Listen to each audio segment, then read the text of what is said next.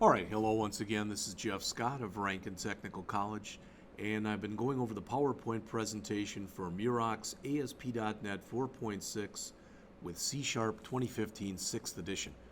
We're in the tail end of Chapter 6 in the book, and we're up to pages 230 and 231, where we are going to show the web page in the chapter that demonstrates a lot of these different controls. All right, so here it is. It's about as big as I can make it right there. But if we look, notice we've got a text box of what, 1, 2, 3, 4, 5 text boxes, 5 labels. We've got a validation control there, 2 more labels, a drop-down list, another label. We've got check boxes. We've got radio buttons. We've got a regular button, and we've got a link button, 2 regular buttons and a link button. Plus, again, some validation controls and some other miscellaneous different things that are in here. So remember that we use the label elements to identify the server controls on the page. The layout and the styling of the page is done using the bootstrap that we talked about earlier. So right now, these are laid out in a horizontal type of setting, but when we keep making this smaller, they will become vertical. So you'll have the heading, and then underneath it, you'll have the associated text box or whatever. All of the text boxes and the drop-down list all have required field validators. All right, but they're not all shown here.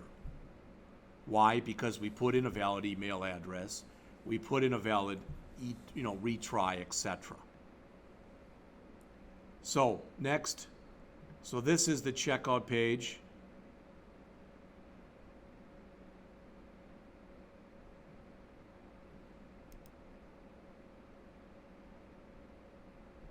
There we go.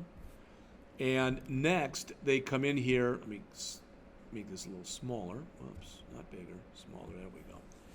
And here's the ASPX code for the form on the checkout page. Let's discuss the stuff that's in here that is in yellow. So default focus is text email 1. All right? So what that means is, as we work our way backwards here, that when the program starts, it's the mouse or cursor will be in that field. All right? The default button is checkout. So if you fill up everything, you can either click the checkout button or just hit the enter key, and it'll cause that to run. The text mode here, if you notice, for the email, the text mode is email. All right? So we're letting the system check to make sure for us that indeed what we put in there was email. Okay? All right. And we've got some bootstrap in here, so you can see we've got our form groups for all this stuff. We've also got some sizes set up. Now, should have mentioned this before, hopefully I did. If you've got something like this, Col SM5, what that means is for a small device and above, this field should take up 5 columns, where if you look at any one part of the form, in Bootstrap, as you go across an entire row, it's 12 columns. So this particular one is taking up 5 of those 12. All right, this one is taking up 4 of those 12. This one is taking up 3. So you'd have all of that information in one line because 3 plus 5 plus 4 is 12. All right, but if you get to an extra small device, which would be a small mobile phone, they would stack by default.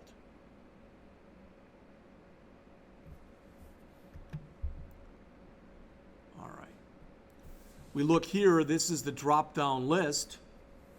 And in this drop-down list, this is what we're using for state.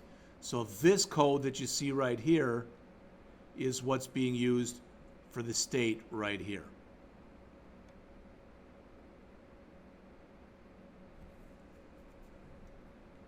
All right. Now, there's ways that we could come in and automatically fill that in. But what they're doing here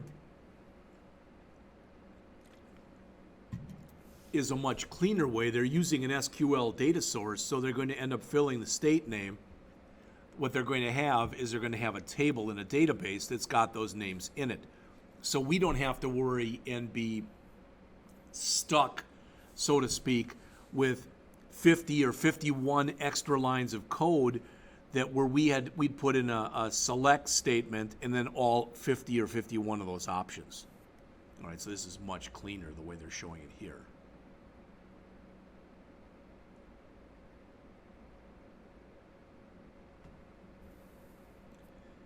And here will be the, select the state code and the state name. So you can see they're storing these. Probably what you're showing is the name of the state, but what you're storing is the state code. And you're ordering it by state code. Now remember, when you order it by state code, okay, this is not going to necessarily be in alphabetic order if you're ordering it by state code. For instance,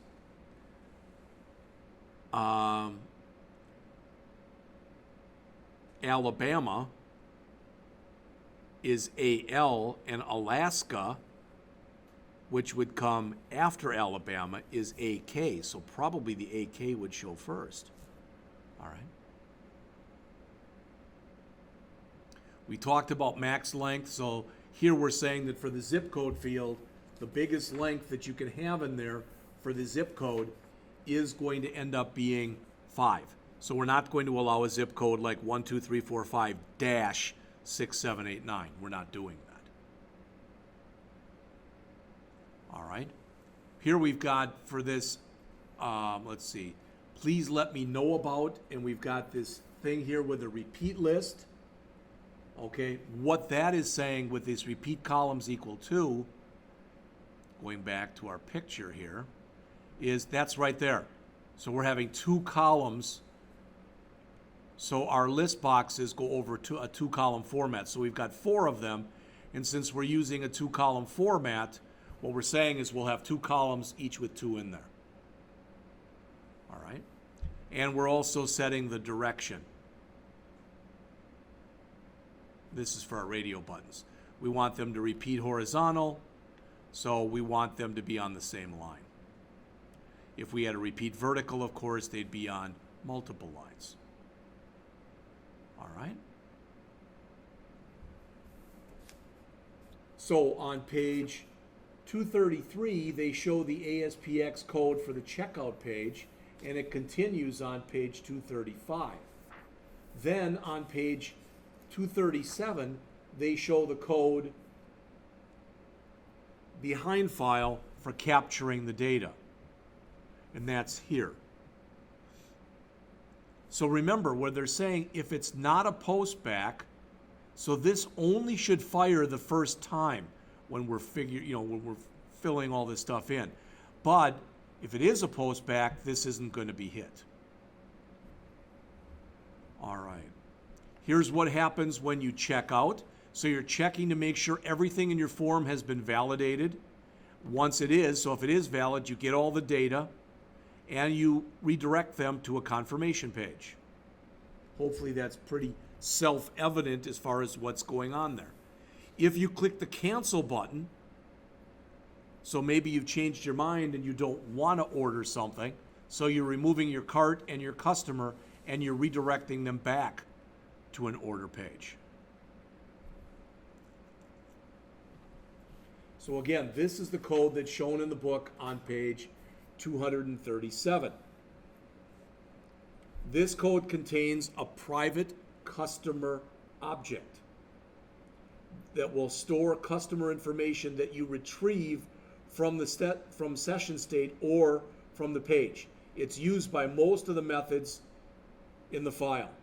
Remember, page load, that's when the form basically is going to be loaded into memory. It first tests to see whether the page is a postback. If it's not a postback, it means it's being requested for the first time. In that case, it gets the customer object from the session object, if there is one, and it calls the load customer method to load the data into the controls on the checkout page. Once the data is loaded, it's preserved between sessions. That is how, in a nutshell, That is how a shopping cart works.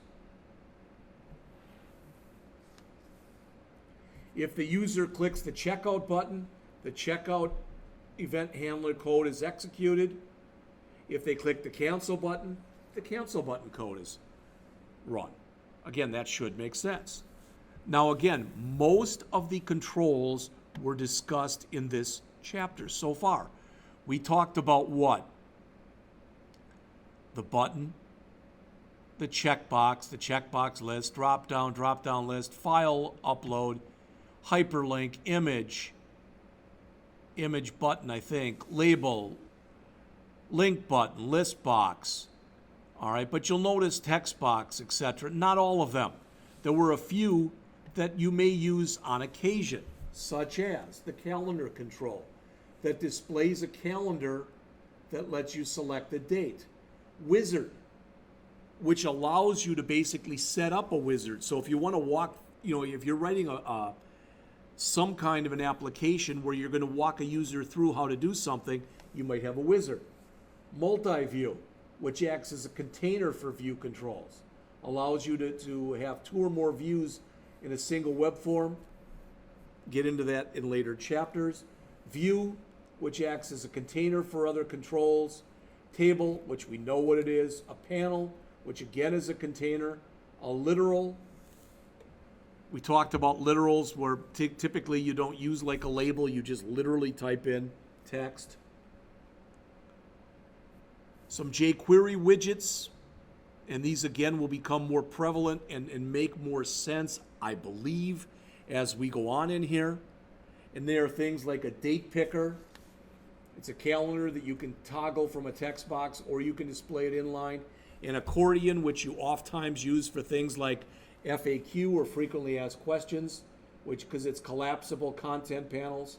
Tabs, so you remember if you've only got a certain amount of real estate, so if this was my whole screen here, I could set it up into 4 tabs, and I could click from tab to tab to have whatever shows inside of my real estate area change. Dialogue, which is a modal dialogue. A light box, you probably have seen that before, where you've got a bunch of thumbnail images, and if you click on one of them and you're using a light box, it shows you a bigger version of the thumbnail image. A carousel, where you have literally a slideshow and a slideshow itself. They do get in and show a little bit on how to use this wizard control on 240 and 241. They mention if you want to add or remove steps for a wizard, you can use the wizard step collection editor. The sidebar that's shown over here, this sidebar, it provides links for the steps. In this case, because all the steps are on one web page, you can get the data from the controls for all the steps in a single code behind file. So that's pretty much it for this chapter, and here's the associated code. Okay, this is what they have you create at the end. So again, in this chapter, we discussed the major server-side controls. We talked about when to use HTML elements instead of server controls. That's when you've got static text. We talked about the differences between checkbox controls and radio buttons. We talked about images, hyperlinks, file uploads. We talked about the similarities and the differences between a regular button, a link button, and an image button. We talked a little bit about command name and command event properties. We discussed the differences in how you work with drop-down lists, list boxes, checkbox lists, radio button lists, and we at least saw or mentioned the bulleted list. Talked about how you can use code to manipulate what's in list controls, and finally how to use the list item collection editor. So that is it for this chapter. All right, as I oftentimes do, because we're asked to do this, I'm going to grab these 2 slides, copy them to the clipboard, hit my N key, and then paste them in so they're repeated. All right, in the next chapter, which is Chapter 7.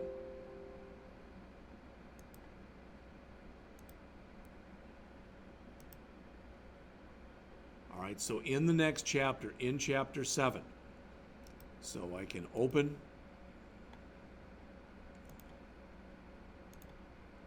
Chapter 7, we are going to talk about the validation controls. All right, that starts in your textbook on page 245.